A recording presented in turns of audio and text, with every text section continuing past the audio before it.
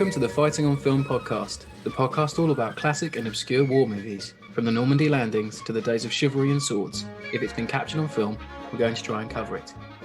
I'm Robbie of RM Military History. I'm Matthew Moss of Historical Firearms and the Armourer's Bench.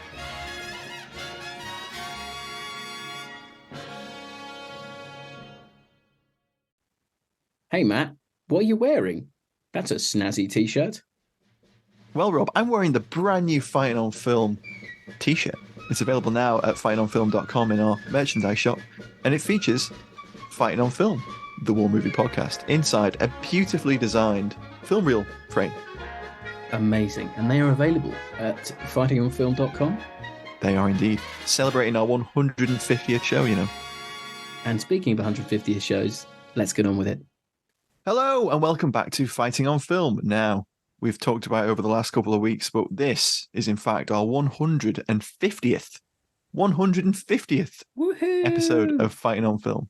Woohoo! And to commemorate this, we are doing a big one. We are, of course, covering the Guns of Navarone. Yeah, what a classic! What a proper like dyed in the wool classic to do.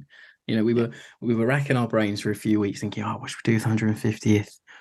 Should we be funny and do like a really obscure thing, or try and get a big guest on maybe and do it?" But we thought, no, clip show. Clip show. I had this idea, and if you're at We Have Ways Fest, I might have run it by a few people, and they looked at me like I was insane. I was going to do a clip show of things we hadn't actually done, like a fake clip show, and like get AI voices and have like on. We spoke to Steven Spielberg, and it'd be like an AI Spielberg, but I just thought that wouldn't work, and only about 3 or 4 people would get it. It's too meta. Too meta. So we kiboshed that, and yeah, I mean, Guns of Navarone, you can't go wrong. But before we jump off on that one, because there's a lot to get into, just wanted to talk a little bit about some of our favorite moments of the show so far, like memories that we've got that we really hold on to. Matt, what about you? There's so many. I mean, it's 150 episodes. It's really hard to pick out, and at the same time, a lot of the time, I often forget we've done certain films. Same. And I go, oh, that'd be a great one to cover. And then I realize we have actually done it. The amount of times we do that is crazy. For me, it's the amount of like industry guests we've had, and some of those great interviews. Like Dale Dye. I mean, getting him on, chatting to him, getting Dale on was amazing. Before You Die type stuff. And Jim Dowdle as well. That was incredible. Jim Dowdle, like learning how he drove that burning Marder in Saving Private Ryan. Just incredible, and Charles Maines, when we went through how you do sound effects and Foley work, like amazing. Tom Petch for The Patrol, having a director on, talking about their own films is such a treat. There's just so much. The Attenborough's Private Army guys, boys, they were fantastic. The anecdotes, the amount of people that still talk to me about that show, and not to let cat out of the bag early, but maybe next year we'll have a little extra thing with one of them chaps if we can get it off the ground. I mean, some great moments as well, and some great moments that we've like done, and some phrases that we've coined. Like, to me, I always remember the Wind Talkers episode where you say the director shat his pants all over the film. It's so good. Oh my god.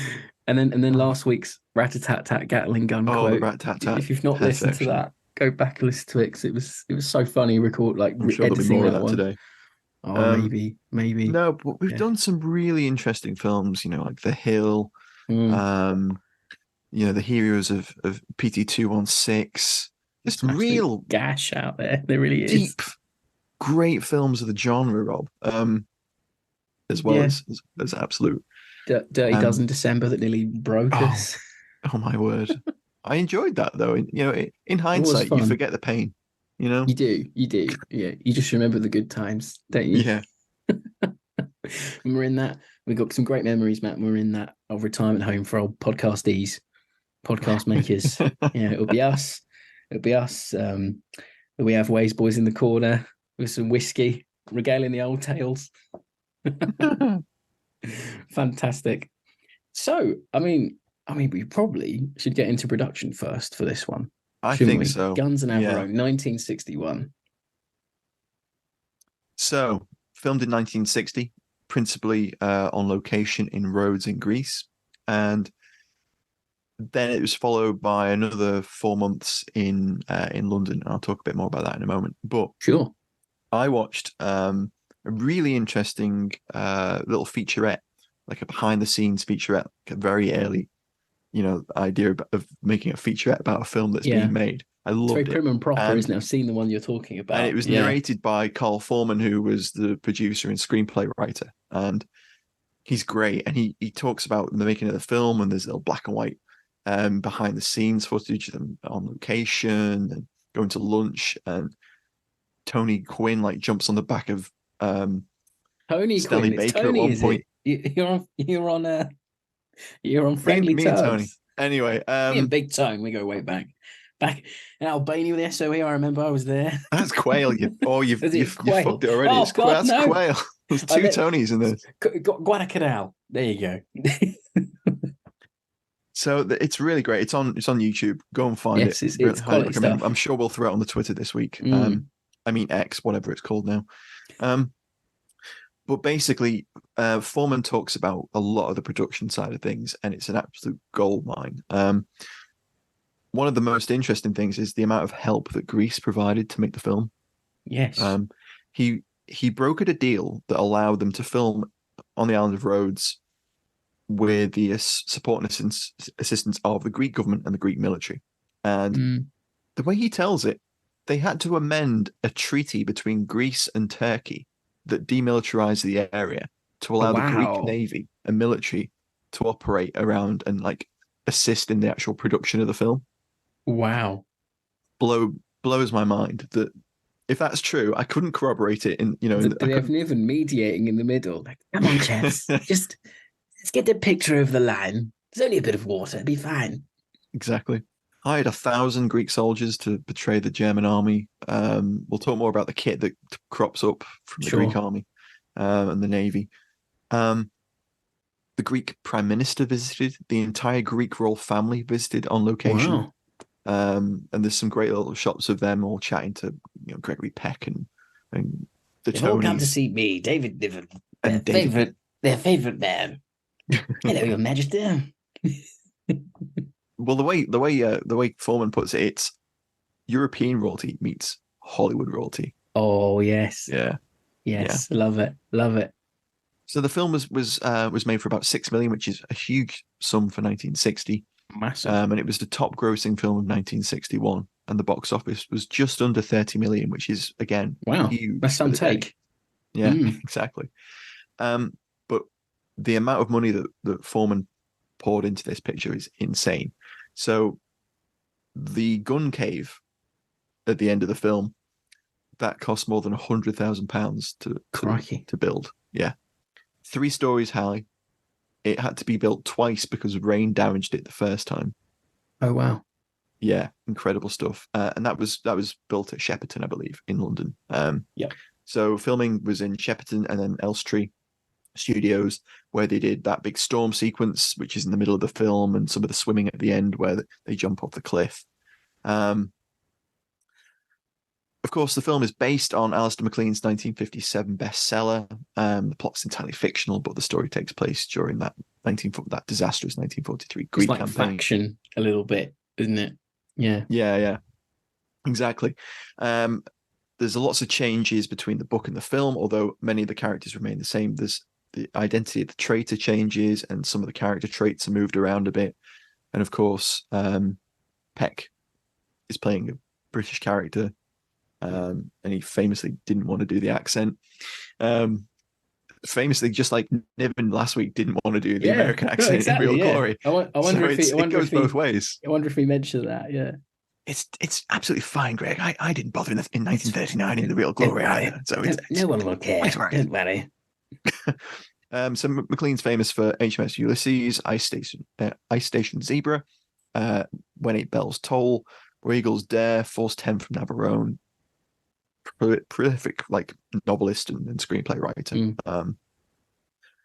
But the screenplay for the actual film itself, as I mentioned earlier, was done by Foreman. And he himself was a prolific writer, writing the screenplay for The Bridge on the River Kwai, The Victors, and Young Winston as well, Oh, as wow. well as Force 10 later on in 1978.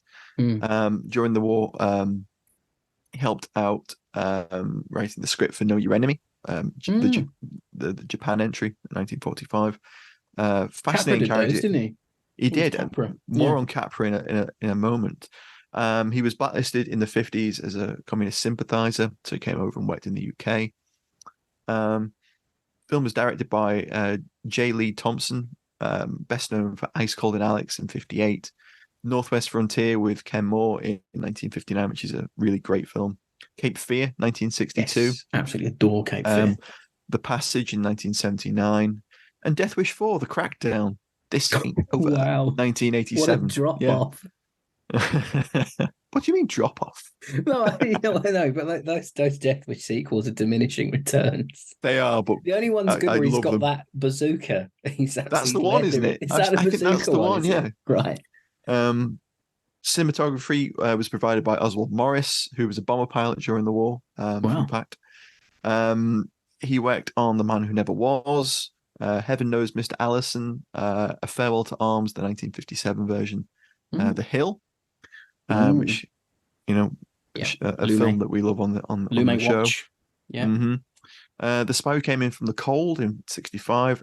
The Man Who Will Be King, 1975. Incredible film. The cinematography on that is we'll have to do that one. Stunning. And of course, The Great Muppet Cape in 1981. Wow. Amazing. I love it when we go into like the cinematography like credits, because there could be some wild stuff in there. We don't always have the time. We don't. In an ideal world, just going off tangent from a classic FOF, I would love to have enough time to talk about the editors and the cinematographers every week. I know, because we try and always, don't we? We try and they're such important parts of the process of making a film. Yeah, yeah. And we never really have much of a chance to discuss those side of things, other than I was talking to some of the cinematography.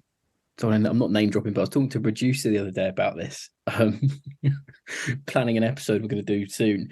Yeah. And I was saying that the thing we like to do on the show is just gently remind everyone every week that, look, these things just don't appear. And obviously I know that everyone listening knows that, but I think it can be lost in when you're talking about a film, from the caterer, the grip to the carpenters, from the ground up. Like there's just this entire mass of people that make this thing work just to get a camera in front of Niven and Peck. I think it's incredible.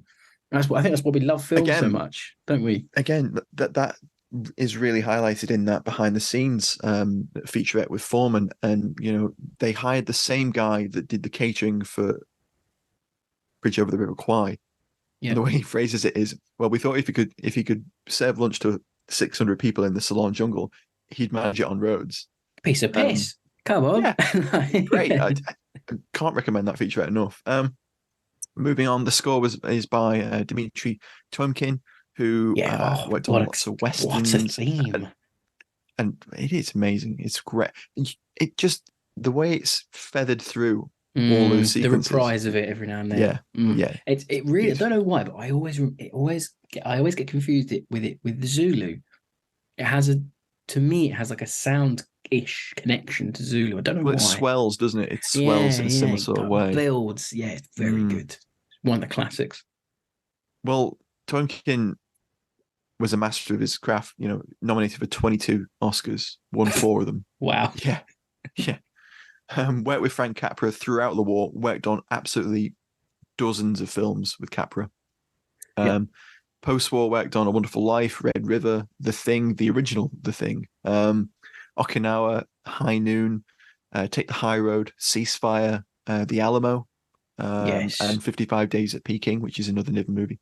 Yeah, it is. Yeah, and he was paid, Rob. He was paid the staggering sum of $50,000, which at the time was the most any film composer had been paid for a single film. God, drinks on Tompkin then, right? Blimey, incredible amount of just credits. Well, I mean, it shows in the work, phenomenal doesn't it? It's a timeless movie theme. On a lighter note, I was reading Niv, which is an authorized sort of biography of Niven, and it talks about how bored he was on set in Rhodes, which frightfully bored. And Amazing. I love to hear it.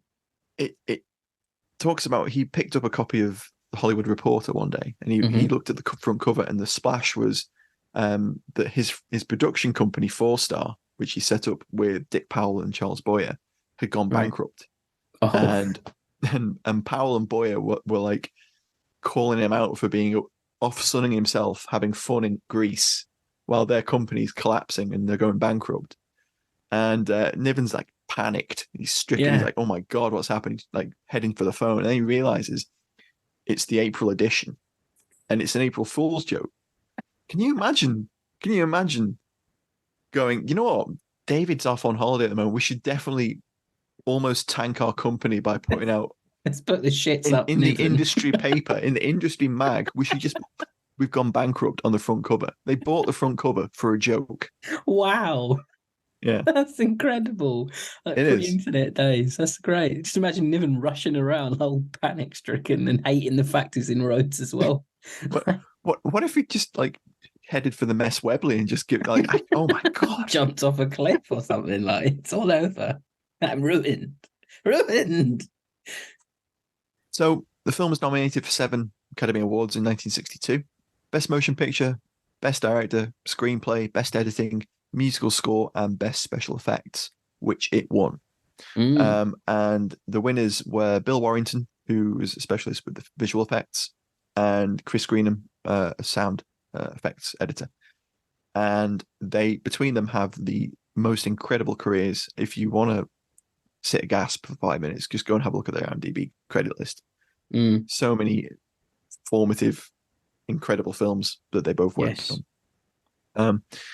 And that kind of rounds out production. Cool. It's a really fascinating production.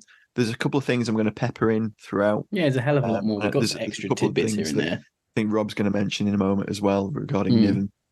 But they worked them hard. They were working from like 6 till 6 most days. And then those scenes for the storm sequence that they filmed in the tank, cold water. Apparently Peck was like nailing the brandies. And Niven was very impressed. Read that this week. Yeah. So I mean, that takes us into cast, Rob. So we'll do cast, and then we'll do the one web reviews and the retro review. So I mean, the cast. I mean, I've got it down here. Gargantuan stars of their day. It's like an Avengers Assemble level casting, and I even think even now with what Marvel get in for their Avengers level movies, they're still not as big as these classic pictures and the sort of the huge names they get in. So we'll go through, and there's not enough time to mention everyone in it this week because the cast is just huge. But obviously I've picked out the main players, and I will be reading their character bios as we go along from my 1961 Guns of Navarone tie-in brochure. What a flex. What a flex this is, ladies and gentlemen. I know, right? £8 it cost me a few years ago. I just had to buy it. So we have Gregory Peck as Mallory. Once the greatest mountain climber in the world, he knew the job was impossible, but he had no choice, for 2,000 lives were at stake. And the 5-time Oscar nominee will be no stranger to fans of the show. Porkchop Hill, Cape Fear, Hornblower, To Kill a Mockingbird. He won the Academy Award for that in 1962. The Scarlet and Black, 12 O'Clock High, Boys from Brazil. I could go on ad nauseum. Peck, is one of the classic Hollywood stars. And I found a little tidbit from a Gregory Peck biography from 2002 by Gary Fishgall, talking about how Peck sort of described working with everyone and what they were like. So he says, Greg jokingly described the complications as thus. David Niven really loves Tony Quayle, and Gregory Peck loves Anthony Quinn. Tony Quayle breaks a leg and is sent off to hospital. Tony Quinn falls in love with Irene Papas, and David Niven and Peck catch each other on the rebound and live happily ever after. Perfect. I read somewhere that Peck described the film as, why are we carrying Anthony Quayle around all the time? Yeah. I saw that as well. And then we have David Niven as Miller, the misfit, but a genius with high explosives. After every obstacle was clear, everything would depend on him. So David Niven is also an Academy Award winner for Best Actor for 1958 Separate Tables. Interesting enough, he was 23 minutes in that movie. It's one of the shortest performances ever to win an Oscar. But, as again, fans of the show will know most of these anyway, but he's in The Way Ahead, Best of Enemies, Charge of the Light Brigade, The Real Glory that we covered last week, A Matter of Life and Death, Dawn Patrol, First of the Few, Carrington VC, and Paper Tiger. And that's only his war films. He's got so many more. And I've got a little thing that he wrote in his 1971 huge smash bestseller biography, Moon's a Balloon. And he said, The Guns of Navarone was a long and physically very arduous picture, culminating in 5 weeks in England in November, simulating a storm at sea by working 9 freezing hours a day in a huge tank of filthy water. Nothing bad can happen in a big tank of filthy water, of course. surely.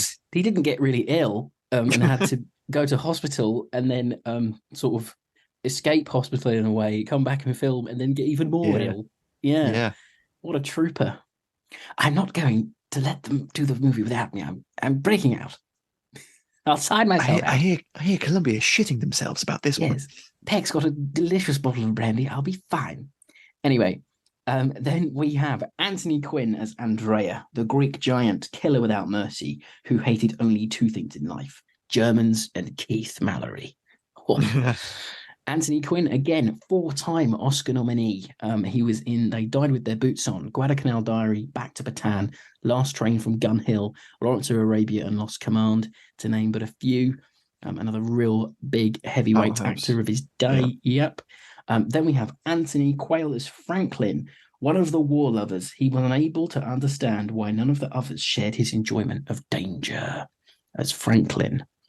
And Quayle himself was, as we mentioned before, a former SOE operative, worked in Albania with the SOE. He wrote I don't know what you would call it, like a semi-self-insert fiction. It's a somewhat autobiographical novel, I guess. Novel, that's it. Great read. He was a brilliant writer. England. I wish he'd written more. No, me too. And that was reissued by the IWM lately.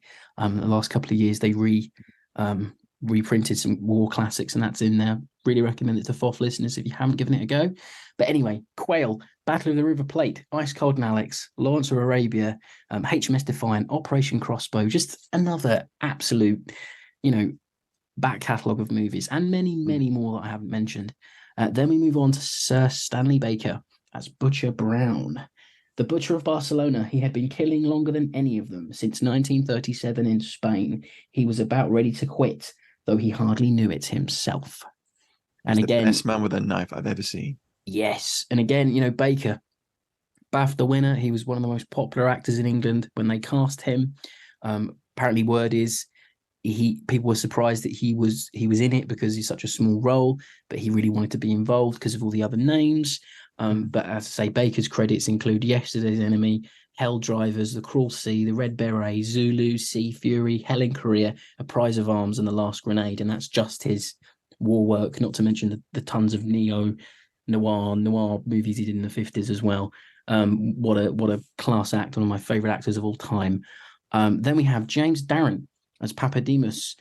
It says, the babyface killer from Navarone. They sent him to America for an education, and he got the wrong kind. War gave him a license to murder. And James Darren... All of 4 lines in this film. Yes, it didn't have much to do, but it's a bit of a... Yeah, no, he's good. Everyone's great in this. But he's a little bit of a stunt casting for it today. In 1961, he had a huge top 3 US Billboard 100 hit called Goodbye Cruel World. He was a pop singer and actor, as I mentioned. Operation Mad Bull, All the Young Men. TV credits include Hawaii Five-0, SWAT, and he was in Star Trek Deep Space Nine as Vic Fontaine. And I as knew a that hologram. That. Yeah. Oh, really? Okay, fair enough. Matt He was a Sober is the hologram Trekkie. crooner from the 50s.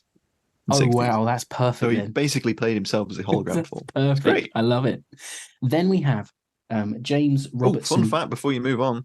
No He problem. was on his honeymoon with his wife. He got married the day before filming began. Oh, amazing. Oh, well, So congratulations. They Belated, very belated. Very belated. They had their honeymoon on Rhodes. Oh, well, there you go. And Columbia paid for the privilege. Fantastic. Nice. And then we have James Robertson Justice as Jensen. He's essentially playing M. I read in a autobiography that someone wrote of him. Yeah. Not an autobiography, a biography, saying he's the M of the picture. And he fought in Spain in the Spanish Civil War for the Republic. And his films include For Those in Peril, Hornblower, Orders to Kill, Foxhole in Cairo, and he's in Chitty Chitty Bang Bang as the Baron or the Lord. I can't remember his name. He's an incredible presence, whatever film he's in. No, he was the owner of the sweet shop when he in Chitty Chitty Bang Bang. Yeah, but no, he's one of those actors. I always think in this film, it's between him and Hawkins to have that role. And if Hawkins wasn't ill with cobalt treatment, he'd have got that role. But it's just another absolute powerhouse. Then we have Brian Forbes as Cone. He's only in it for a small bit. But Brian Forbes, The Wooden Horse, Cold It Story, I Was Monty's Double, Yesterday's Enemy, League of Gentlemen. I mean, what a credit list again. Then you have a young Richard Harris as the Australian pilot Barnsby. It was bloody awful. Or Ruddy if you watch the UK version. Oh, right, yeah. Oh, okay. The Channel 4 version is bloody. When it first came out, they overdubbed. Apparently, they dubbed the bloodies to ruddies. Okay, well, it would have been far too close to the bone. The Channel 4 streaming service, which is the HD version, which I must add that Netflix did have, is well worth seeking out if you can put up with all the ad breaks. Richard Harris again. He would go on to become an Academy Award nominee twice. I think he was in Heroes of Telemark, Long the Short with the Tall, Major Dundee, Wild Geese, Gladiator, The Snow Goose, Cromwell. We all know Richard Harris. He was also Dumbledore as well. He was in line for the Miller role, wasn't he? Yes, apparently so. Yes. And so many people were attached to the Mallory and Miller roles. I think at this Cary point, Grant was Harris rumored and big enough, perhaps. Yeah. This is pre-Sporting Life, pre-Oscar nomination, isn't it? Yeah. He's doing an Australian accent in this film. Sometimes it comes occasionally. And goes. Yeah. I wanted him to be it more. I wanted them to take him along. If they could have worked him in as a new character, like saying, "Oh, I know, I can get you in," or whatever. Maybe I don't know. Anyway, yeah. Then we have Irene Papas as Maria. She was in Lions of the Desert, Zorba the Greek, and Z. We have Gia Scala, a Liverpudlian actress. You'd never know from her accent. As Anna, Battle of the Coral Sea, TV show called Convoy, which is a 50s American serial about convoys, which I can't find a version of it online, which is a shame. And she was also in 12 O'Clock High. And then just rounding out cast, because we'd be here forever because there's a lot of people. Small roles for Michael Trubshaw. Obviously, it's a Niven film. Trubshaw's going to be in there. Apparently, he was quite pleased when he found out that Niven was attached. It's only a small role. He was Weaver, wasn't he? Yeah, that's it. And they were both apparently in the Highland Light Infantry together during the war. That's how they knew each other. And then I believe Niven's cat badge at the beginning is HLI. Yeah, it is, yeah. Been learning some fascinating things about him and his time in the Commandos from Tom Petch's SAS book, which everyone needs to go out and read. It's fantastic. And then we have, and you cannot have a classic I already war know what film. you're going to say. I know you know. You can't have a classic war film without the reputable Percy Herbert as Sergeant Grogan in about 2 minutes of footage, but you just can't not have him in there. Just walks up to someone and says, "The boat's ready," and then walks off. Great. I love it. I wish Herbert was still with us because the stories he must have had being in all these movies. Did he write a book at all, or did anyone write a book? I don't think he did. I've never actually looked. I keep meaning to. Yeah, I think we made an AI program make us a war movie where Herbert played every character. Do you remember that? Yeah, I do. Herbert's Heroes or something, wasn't it? Yeah. Anyway, so we should have done an episode on that. Really, we really should have. Maybe one day when we run out of ideas. Then we have a retro review, and I've gone more recent with the retro review this week because I think, in retrospect, this is one of the movies that endures from that period quite well. So I went with Empire magazine from 2006, penned by Ian Nathan. Good old Empire. Yes, and I've picked 2 paragraphs this week. A hardy perennial of that grand edition of World War II men on a mission movies, usually adapted, as the case here, from gutsy MacLean novels. This conventional but thrillingly made and performed adventure in many ways symbolizes the entire subgenre. Its dedicated mechanics have been purloined by countless other movies, but never quite to the same effect. J.D. Thompson understood the precision wrought simplicity. Avoiding ambiguity like an enemy patrol can reap glorious dividends. The film was a big hit. Although beyond the calling of its plot, the set of likable characters do come intelligently alive, and there is a real directorial skill in the growing tension of the finale. This is not just a matter of blindly going through the motions, violently out of fashion, perhaps, but the inspirational in its own tidy way, a boy's own classic. It's a good review. Very. Yeah, I think it sums it up perfectly. And moving on, if I can open my phone and bring it up, this week's one-word reviews. And obviously, I mean, thank you again, everyone, for your gargantuan response to our 150th episode announcement. I mean, we knew a few of you knew because you listened the week before, but, you know, we were staggered. It's had nearly 40,000 views on X or Twitter, whatever we're calling it. Nearly 330 likes at the time of recording. Wow. Just a massive response. I'll be able to read a few. We'll be here for a while. But our Burgos goes with Opa. We have David Current goes with Classic. Brian Williams, Philosopher. Lydia Jane, Niven and Peck, what more could you want? Historic Firearms, I think we know him as Matthew Moss. My co-host and confidant goes with Ali, quite rightly. Lost in Translation goes with Legendary. Lance Nielsen goes with Classic. John G. Dooley goes with Boom. The Hansford Institute goes with Darren. Azzy goes with Harris Dubbing, all one word. David Hopes goes with Rat. And Ken Reaney goes Why. Dr. Stephen Maturin goes with Impregnable. Edward Lewis rounds it out with Exceptional. And there were many more, but there were literally hundreds. There were lots. There was a lot. But yeah, I mean, I think it just proves response. It just proves how loved this movie is. I mean, we know when we're going to hit them on the show that these movies are going to be like the outpouring of love for them is just so much.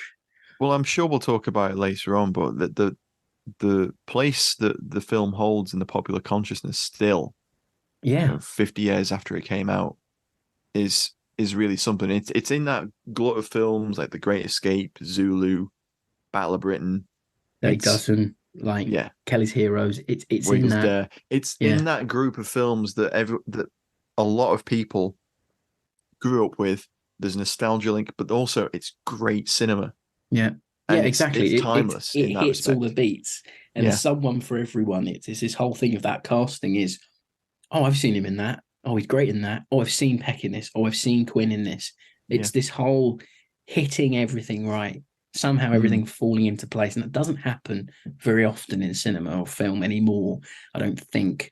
Because I know we have the stars, but I think to do movies like this, I think it's more risky than it ever has been because of obviously trying to get the money back, trying to not make a flop. I think studios become very scared of making something big and it failing. And it's sad that the closest we get to it now is like The Expendables or Marvel. Yeah, exactly. Really. And even the Expendables kind of prove that kind of movie. Expendables, yeah. Yeah, Expendables, yeah. The Expendables doesn't really... I mean, it hits for a certain amount of people, but it doesn't necessarily hit like it used to. No, agreed. Just to jump off on the popular culture side of things there, again, the film sits within. It's not just like a British thing, like some films are. It's more than that. I mean, you've got Tarantino referencing it in Pulp Fiction. Yeah, you've got it being parodied in Hot Shots Part 2. Yeah, in that boat sequence. Yeah. You've got a level on Call of Duty United Offensive in 2005, and Wu-Tang Clan, Method Man, Guns of Navarone tearing up your battle zone from Triumph, featuring Capadonna from their 1997 comeback album. Yep, Wu-Tang forever, man. Yeah. Wu-Tang! Yeah, man. Fantastic. Ain't nothing Love to fuck with. Anyway, moving on. Final film ain't nothing to fuck with. Moving on to the Alley Sally.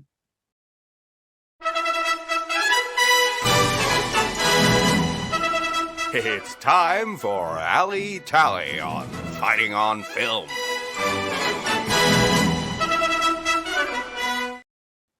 150th Alley Tally. 150 alley tallies is an incredible feat. So It really I think is. before we dive into it, I'm just going to explain in case anyone's been listening since day one and has never really known what alley tally means.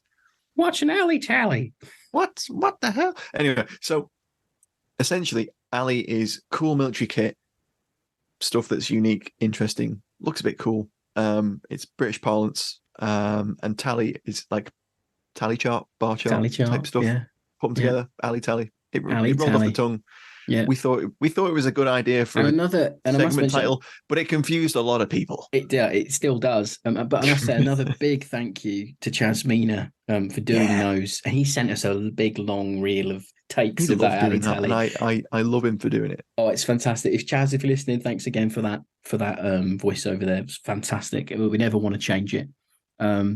Anyway, but I'll kick off the alley tally this week by just saying some of the fits on show, some of the drip. Oh, that's my second entry is just the drip. When they change from their battle dress into their sort of trying to blend does Niven in. Keep that beret on throughout the storm. It must be pinned like at the back or something, right? But he's got like Niven with his little cap and navy peacoat and polka dot scarf. You've got Baker in the beanie hat and like the rough sort of naval look, and that beard. And the beard, Baker does something to me in that movie. Just geez, if I wasn't a married man and it was 50 odd years ago. Anthony Quinn in that white suit with the shoulder holster does it for me, and that mustache. Listen, Niven in battle dress as well. Like that is really nice because you only get that in The Way Ahead and Paper Tiger. Exactly, he looks so good in it. Everyone looks so great. The characterization in the costume is really good for me. Like Quinn with his sheepskin. You've got Quayle wearing sort of company man type stuff. He's not as rough as the rest. Shout out to James Robertson Justice's casual suit that he's wearing when he's giving the briefing. It's fantastic. Looking sharp. Quayle looking like in that sequence looks like he's just got back from Albania in his SOE gear. Like he just looks like he's rolled into an O group after, I left little Vickers guns there for them. They'll find those in 40 odd years. Anyway, but it's just the costuming is great in this. It is. And it's just, I love it.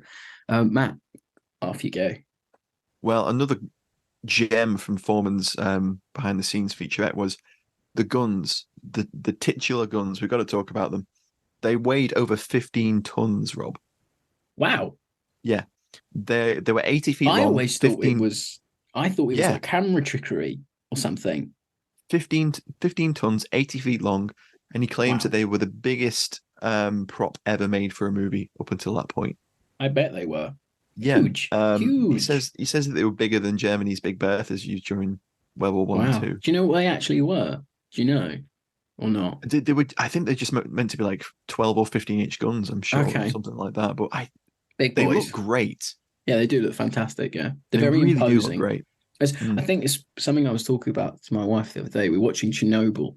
It's very hard to make a building scary, but they do it in this, and they obviously do it in. It's RBMK reactor exploding is completely different, but doing that as a filmmaker, as a visionary director, cinematographer, making a building imposing can be quite hard, and they get it in this.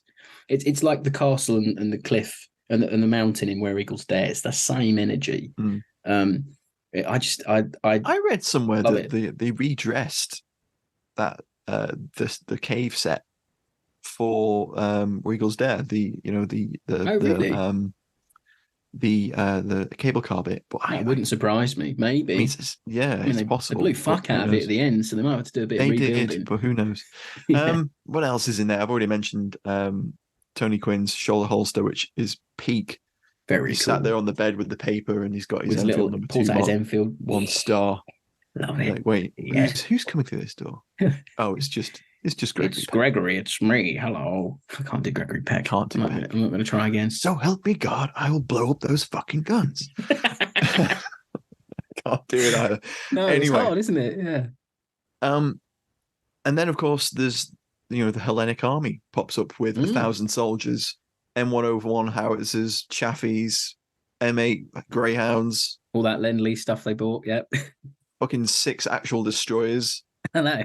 The great, foreman's isn't it? like, do you have any destroyers we can borrow? And the Greek Navy's like, yeah, we got like We half bought a dozen ton we can after the lend you. war. Yeah. Probably some of those destroyers have probably been all around the world during the war. Yeah, they were former US Navy destroyers. Wow. One of them survives actually. It's a USS Albany. It's a museum ship now. 4th trip. Back in the We need US. to see it. Right. Yeah. Shout out to Niven's explosive rat, which It's really cool, isn't it? is a little joke in the film, but was a real thing, and they did do that with rats. I like it. SOE. It was a really nice inclusion. I've got to start on the Sten chat. There's so many Stens in this, and interesting and ones at Mark that. as well. Mark 1 stars, yeah. So me and Matt, like obviously Matt, if you don't know, Matt's a firearms historian. It's his life's like his calling, his profession. And me and Matt always wonder, where did all the Mark 1 stars go? Because everyone knows a Mark 1, everyone knows a Mark 2, but they don't know a Mark 1 star, which is the first iteration of a full production Sten.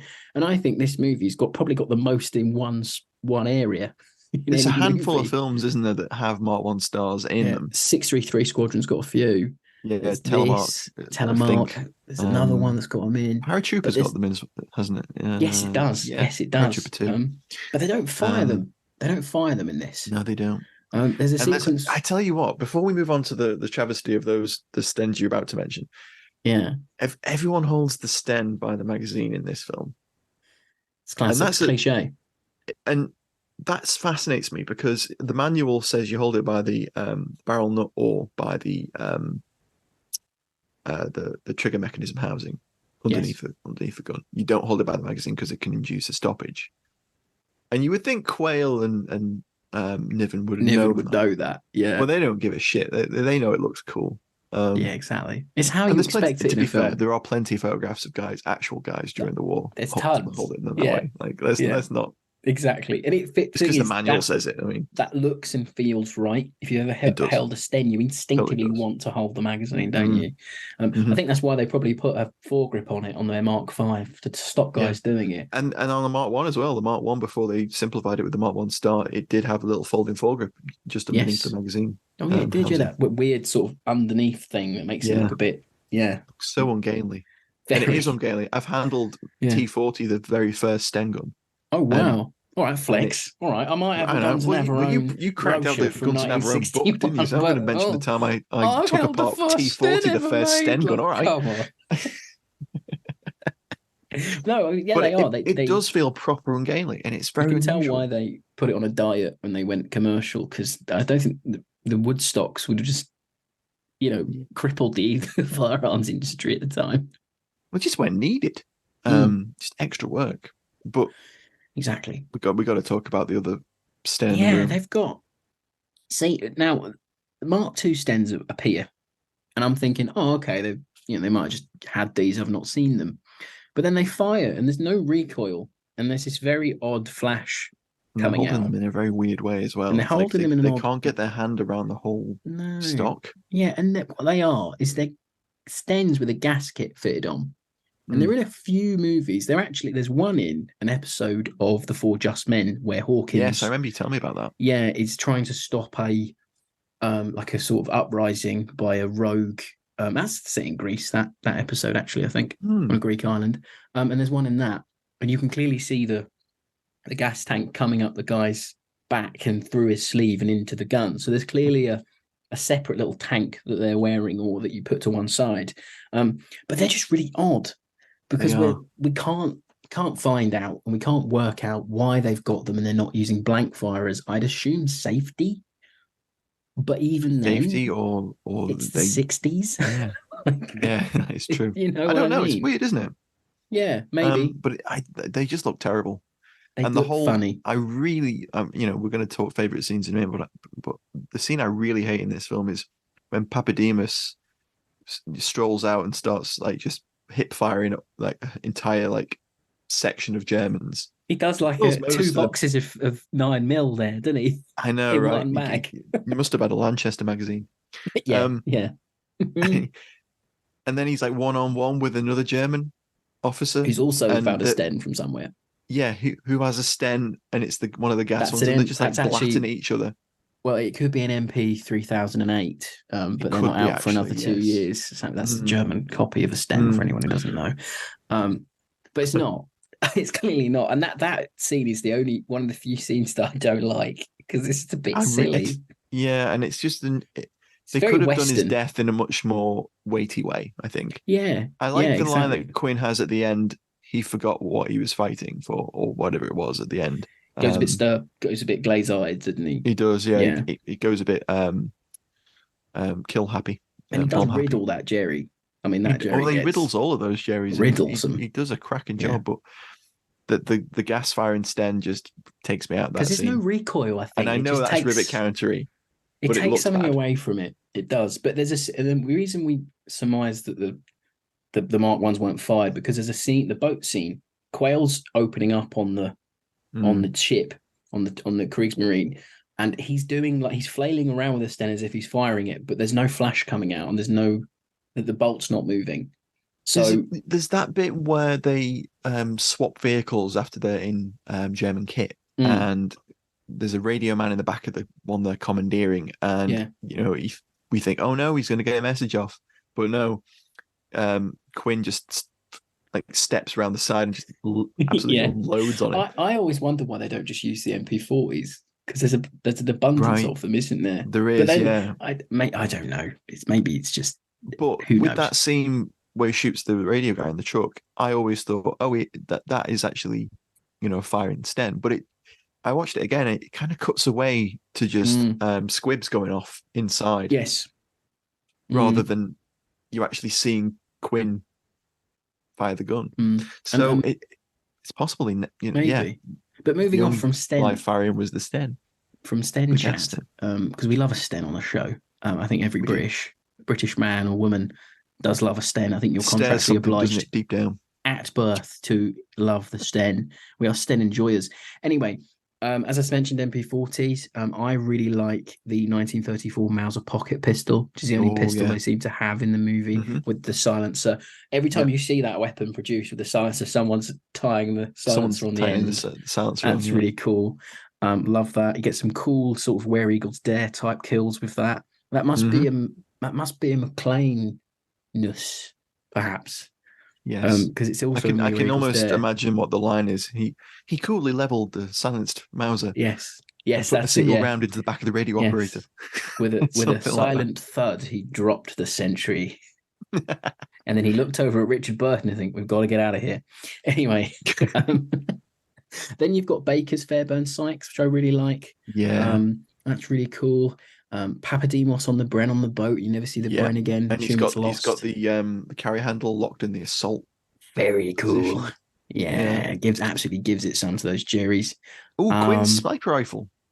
Yeah, that's cool. What is that? I think it's a K98K with a wrap and a scope mounted. I think very nice. It's Mauser-ish anyway. Yeah, I'll talk about it later. But that scene is one of the few scenes where I wanted all the lads to pop up with their Stens. It would have been cool, wouldn't it? I mean, Quinn is metal in that sequence, though. Oh, it nails. Absolute nails in that scene. Doesn't miss. Of course he doesn't. No. It's like Leia's blaster. It's Quayle's sniper. The best part of it is he gets back to where they're going ahead of them. Yeah. He's like, oh, hello. Here at last. Yeah, I just held up an entire German column. Yeah, on my own. And you still took an age carrying Tony Quinn here, Tony Quayle here. Yes, exactly. And then there's some vehicles in there that are nice, and Matt mentioned it, but there's M24 Chaffies, which I always think this movie makes them look adorably small when they're all in a line together. Isn't it weird how the Greyhounds, which are the wheeled scout car, kind of look the same size as Chaffee in this film? Yeah. And I like the sort of paint job they've done on them to make them look a bit more German. That's nice. Then we have the Dodges. A Catalina flying boat is in there. Yeah. Lancasters, but I think they're model ones. And if you notice, Yes. and it always makes me laugh, and I don't know if anyone's ever noticed this but me, but in the sequence where the Lancaster's coming down, when it comes down, obviously it's not the focus of the shot, but there's a Lancaster like in midair. It doesn't move. It's just like solid. It's in a holding pattern, Rob. Yeah, well, like hovering, like a Harrier jump Lancaster, that rare make of Lancaster. But it always makes me laugh. Go and find it if you haven't seen it. The Stuka's in there as well. Piper Cub Scout, and there's one, and I was jumping when I saw it. There's one Bedford MW. Oh, it couldn't be the 150th episode of Fighting on Film if there wasn't a Betty involved somewhere. I was like, Betty Watch can come back for 1 week. Yeah. The Bedford Report. Oh my God, that's amazing. We should call it that.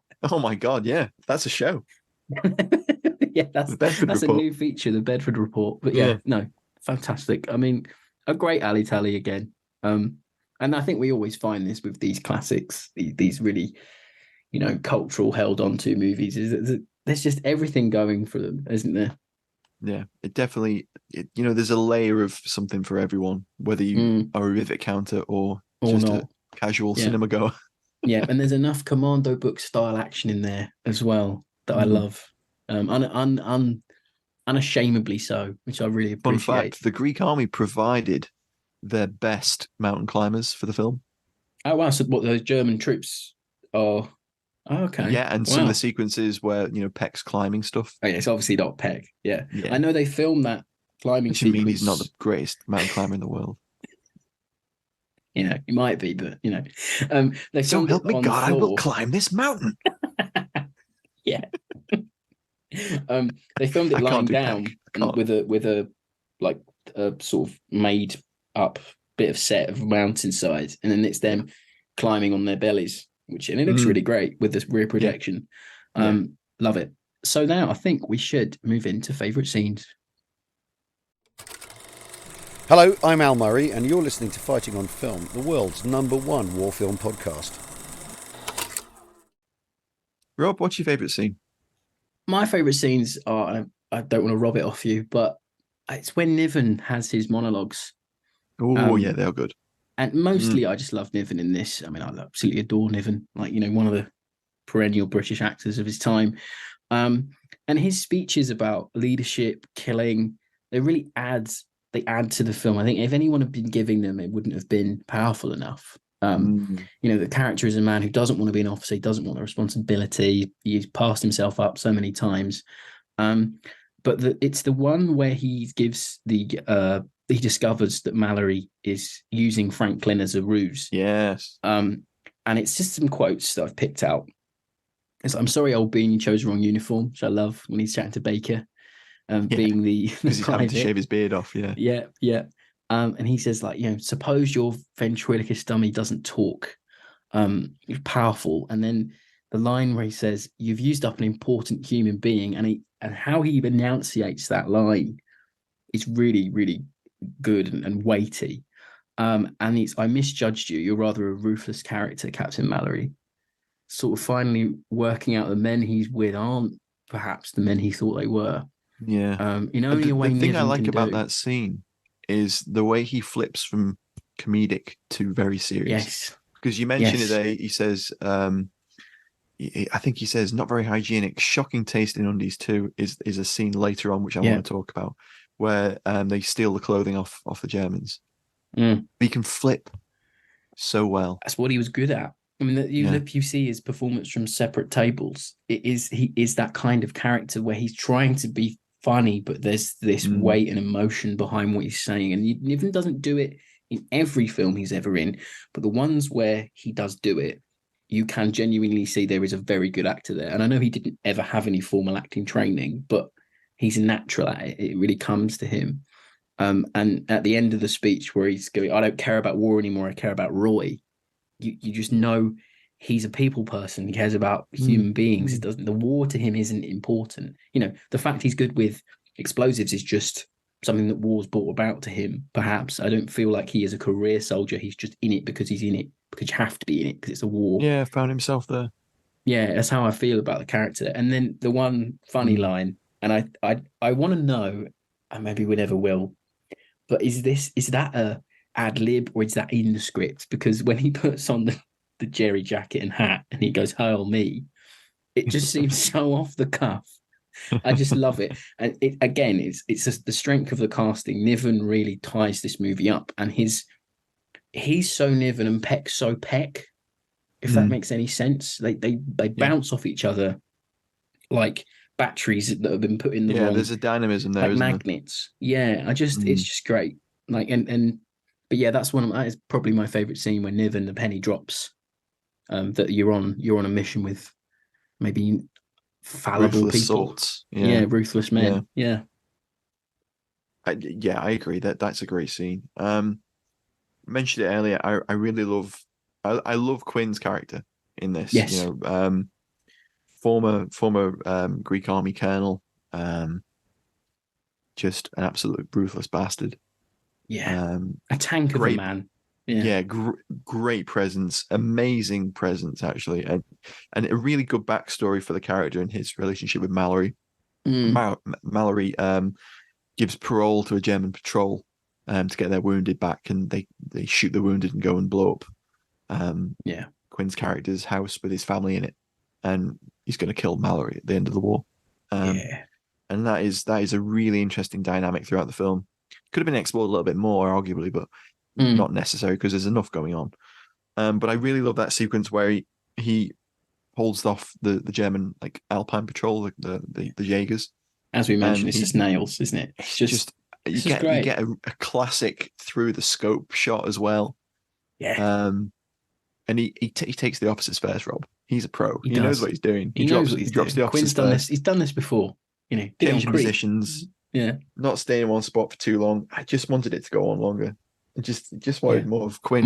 So what you're saying is better than the sniper sequence in Anzio. Is that what you're saying? Oh, that's a difficult. Yeah, it is. Yeah.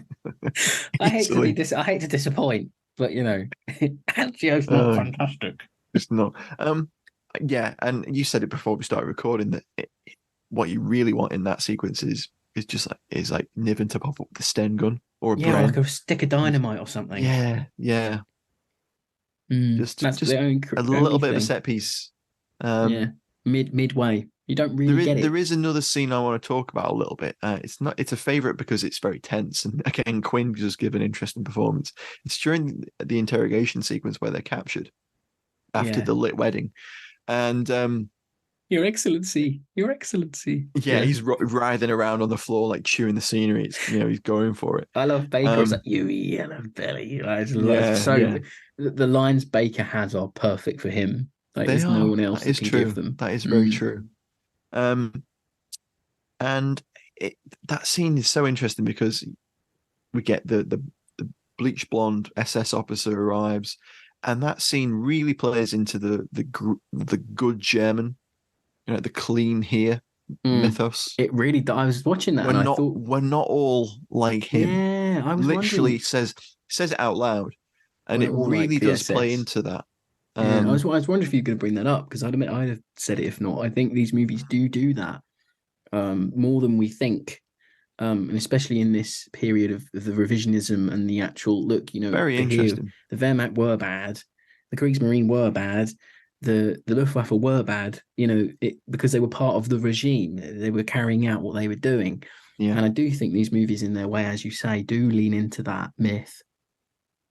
And the SS officer has a Langer pistol, the long barrel Luger, which comes out of nowhere, and he just lays it on Anthony Quayle's leg. Bastards! I was like, "What are you doing?" On his gangrenous leg, and then that man fought for the SOE in Albania. He does this thing where he lets it fall onto its side. Yeah, and it's really nicely framed in the shot, and the way he does it is so delicate and gentle. It's so menacing, isn't it? And it is, and it's got that menacing evilness to it. Yeah.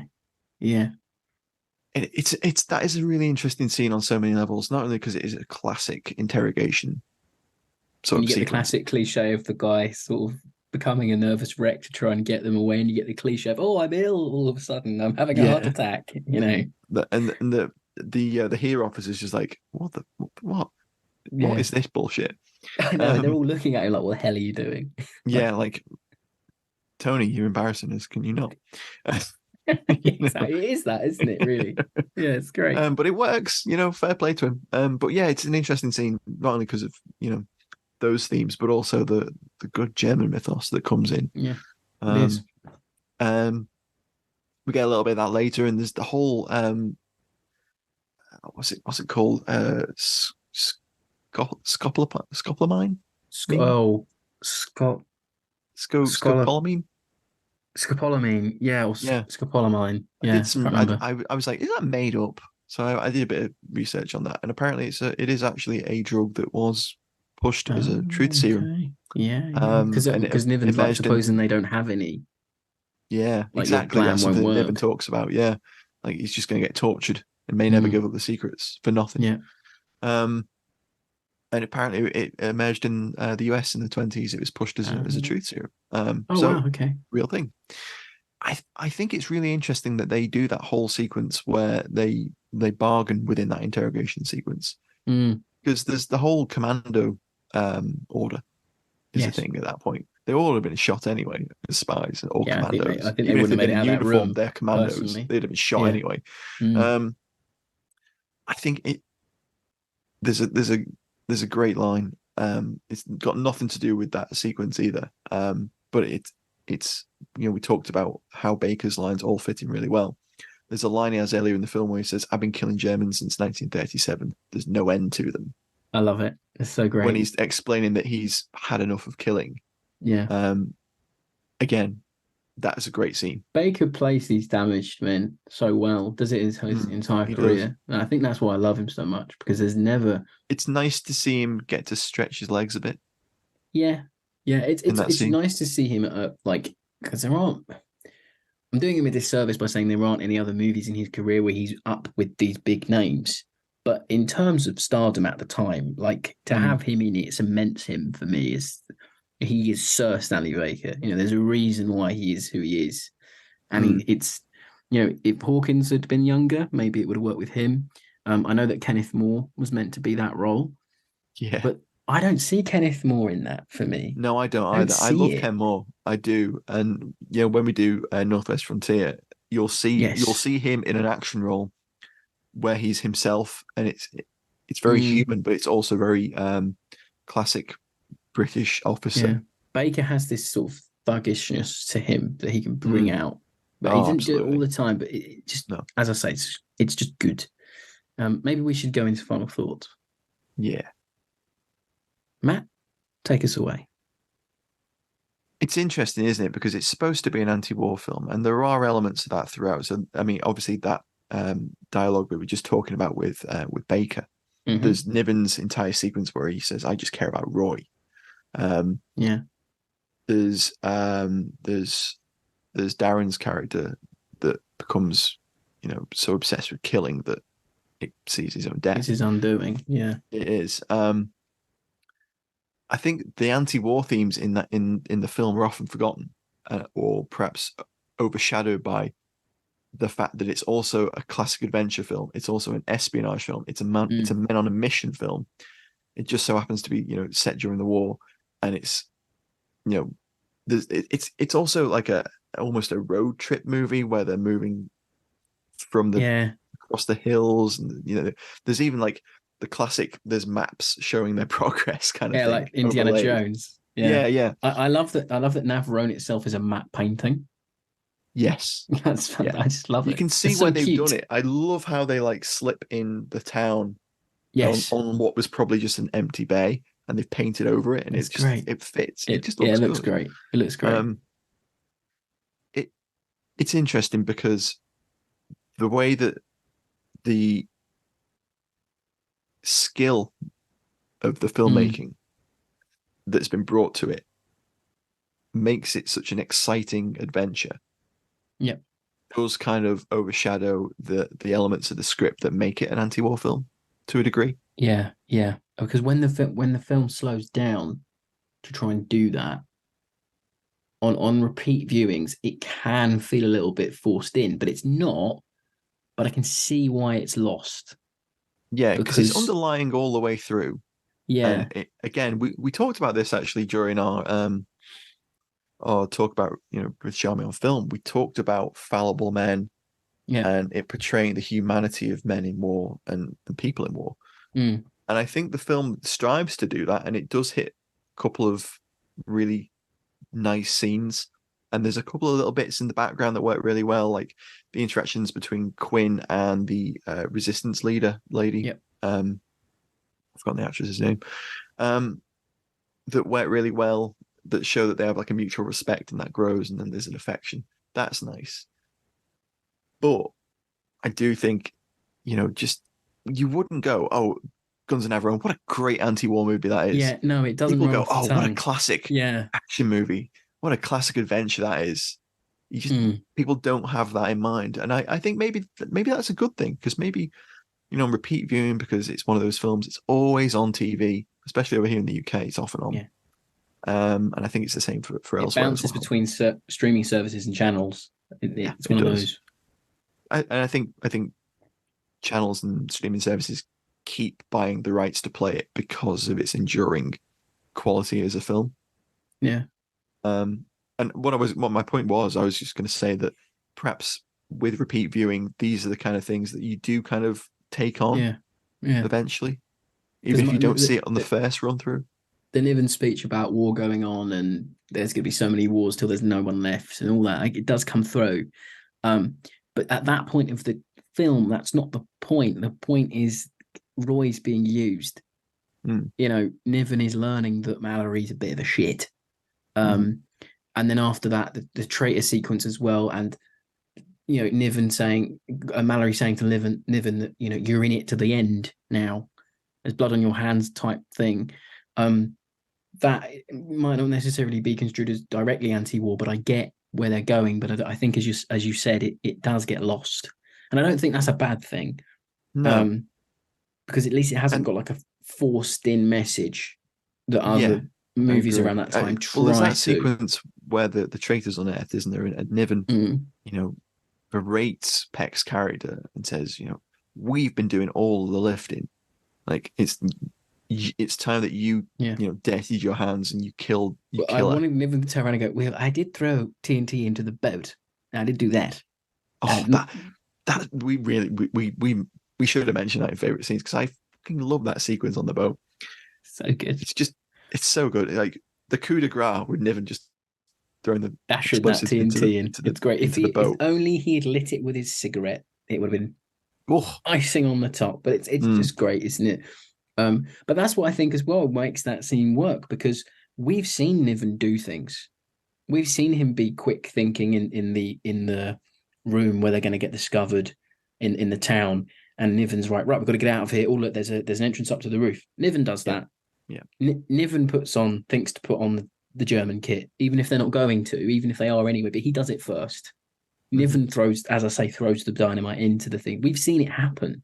So it's the end of the film too. So he's the one that thinks, oh well, they're going to find the explosives on the guns themselves. I'll hide something in the magazine. Exactly. Oh, and shout out to the bit where he lifts up like the powder charge, and Niven, and Peck's face is just like, oh. Oh, is it a shell? Yeah, exactly. He's like, oh no, there's this little bad boy as well. And it's not a direct quote, but like it might as well be. It's just great. He's the glue that holds the movie together. As I say, and for me, final thoughts this week. I've got down here quite possibly the only film that rivals Where Eagles Dare in that men on a mission genre. Kelly's Heroes is kind of the same, but it's different.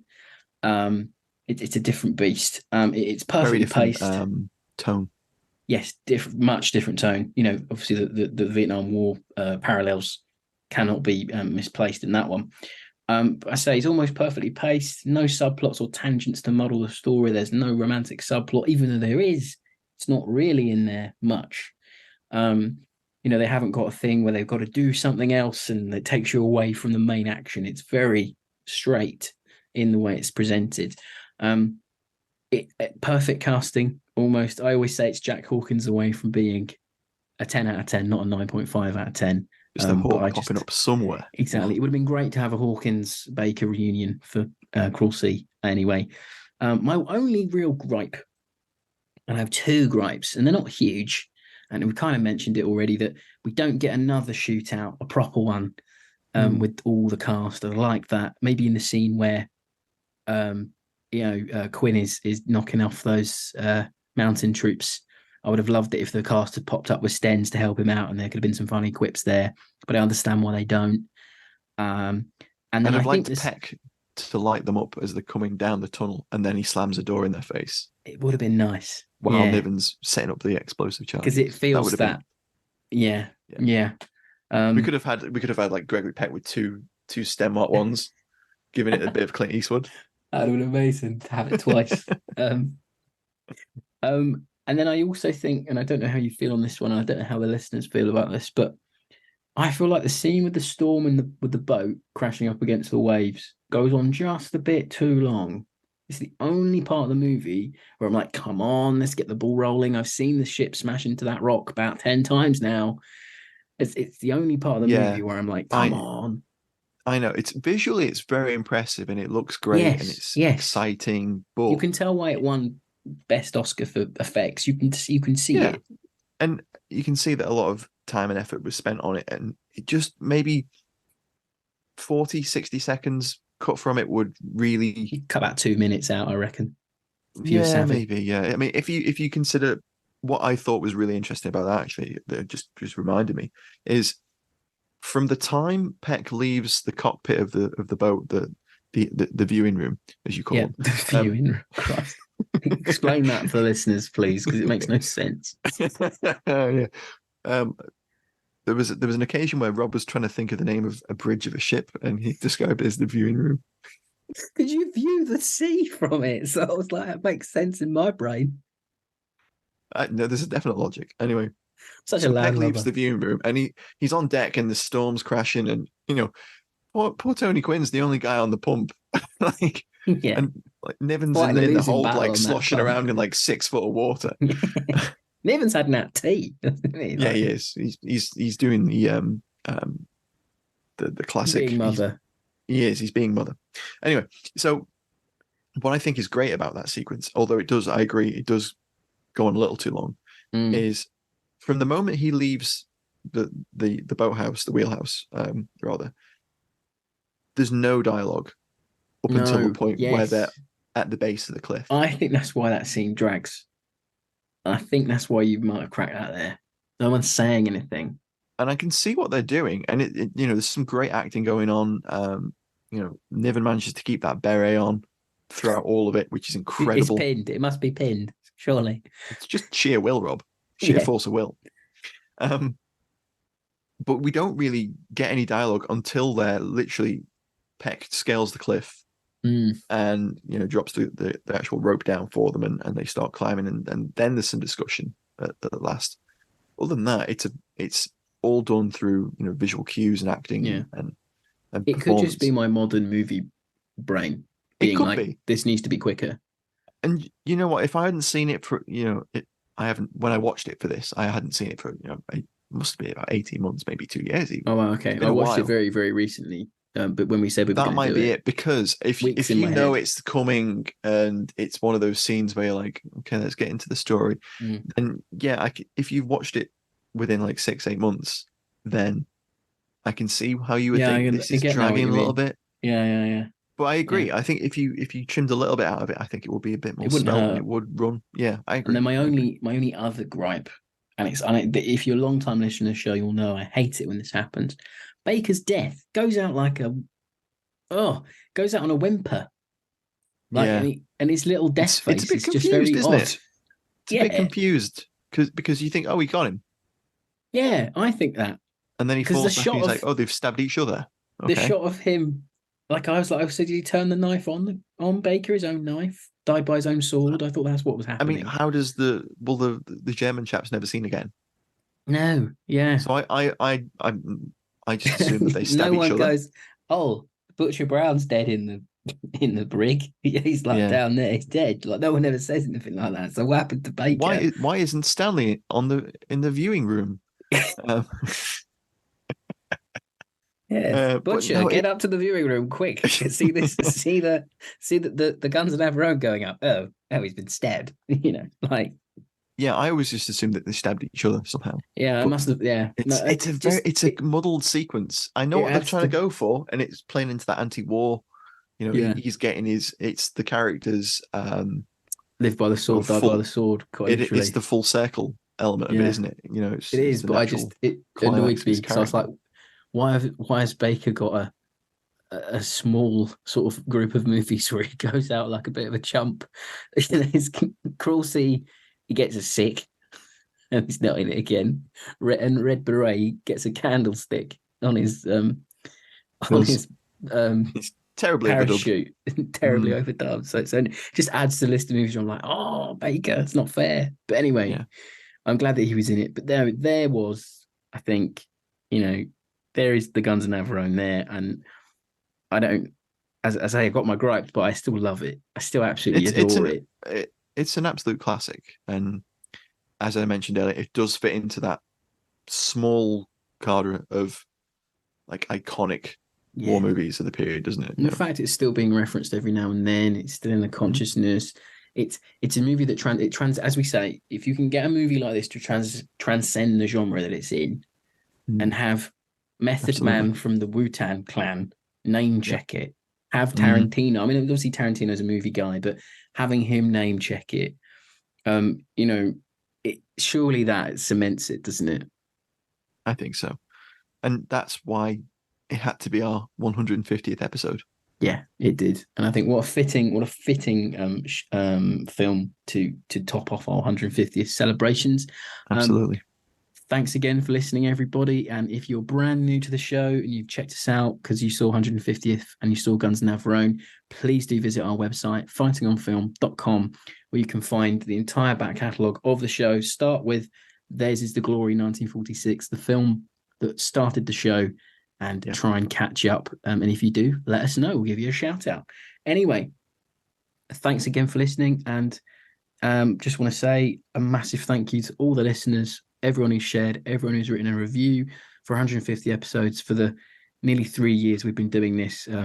Us going from, being lucky to get 100 listens to being in top 10s of Apple podcast listings. I mean, it's amazing. Yeah, and we couldn't that do is it. Insane. We couldn't do it without you guys' support. Thanks very much. A big thank you from me and Matt. I think that's all we can say. I think so. A special thank you to our Patreon supporters who, of course, help us keep the mics on, buy books to research stuff, buy DVDs, travel expenses, shows and screenings. I mean, we've got some things coming up late in the next few weeks that we hope we can be sharing with you soon. New movies coming out. We're hoping to bring them to you first on Fighting on Film in review terms. Got some very special guests lined up. So do keep a lookout on the socials and join us on wherever you can. And thanks very much. We'll catch you next week for another war movie review. Bye, guys. Bye-bye.